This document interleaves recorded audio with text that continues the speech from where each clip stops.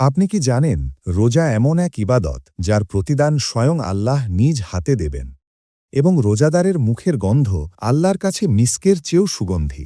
আজকের এই হাদিসটি শুনলে আপনি রোজাকে নতুন চোখে দেখতে শুরু করবেন। শেষ পর্যন্ত থাকুন, কারণ শেষে আপনার জন্য আছে একটি বিশেষ চ্যালেঞ্জ।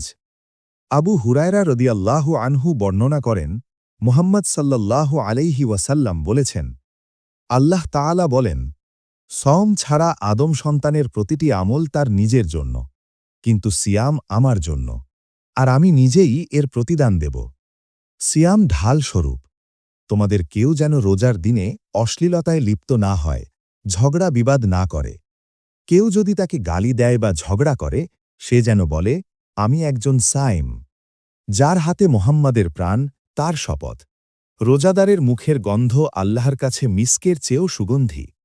রোজাদারের জন্য রয়েছে দুটি আনন্দ, ইফতারের সময় একটি, আর রবের সাথে সাক্ষাতের সময় আরেকটি।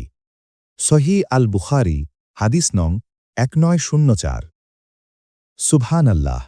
নামাজ, জাকাত, দান সব কিছুর সওয়াব আছে, কিন্তু রোজার প্রতিদান নির্ধারণ করেছেন স্বয়ং আল্লাহ। কেন? কারণ রোজা এমন একটি ইবাদত যা একান্তই গোপন। আপনি চাইলে লুকিয়ে খেতে পারেন, কিন্তু আপনি খান না, কারণ আপনি জানেন আল্লাহ দেখছেন। এরপর রাসূল সাল্লাল্লাহু আলাইহি ওয়াসাল্লাম বলেন, সিয়াম হল ঢাল স্বরূপ। ঢাল মানে কি?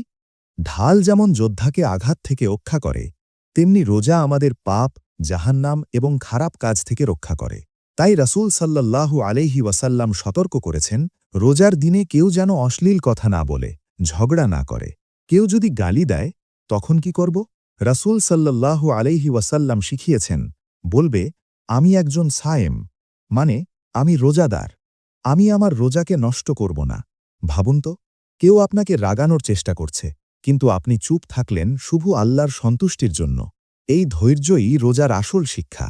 এরপর রাসূল সাল্লাল্লাহু আলাইহি ওয়াসাল্লাম বলেন, যার হাতে মুহাম্মাদের প্রাণ, তার শপথ। রোজাদারের মুখের গন্ধ আল্লাহর কাছে মিস্কের চেয়েও সুগন্ধি। দুনিয়ার মানুষ হয়তো সেই গন্ধ পছন্দ করে না, কিন্তু আল্লাহর কাছে সেটি সম্মানের প্রতীক, কারণ এটি ক্ষুধা ও ত্যাগের সাক্ষী। সবশেষে এসেছে সবচেয়ে সুন্দর কথা। রোজাদারের জন্য আছে দুটি আনন্দ, ইফতারের সময়ের আনন্দ, সারাদিনের কষ্টের পর এক চুমুক পানি, কি যে প্রশান্তি।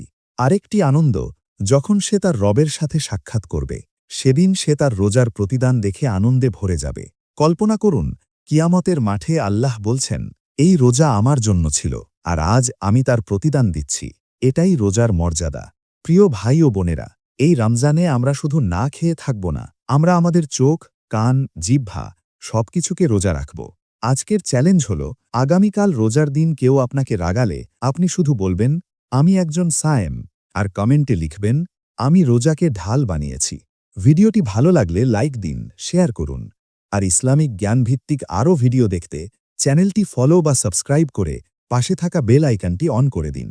আল্লাহ আমাদের সবাইকে সঠিকভাবে রোজা পালনের তৌফিক দান করুন। আমিন। আসসালামু আলাইকুম ওয়া রাহমাতুল্লাহ।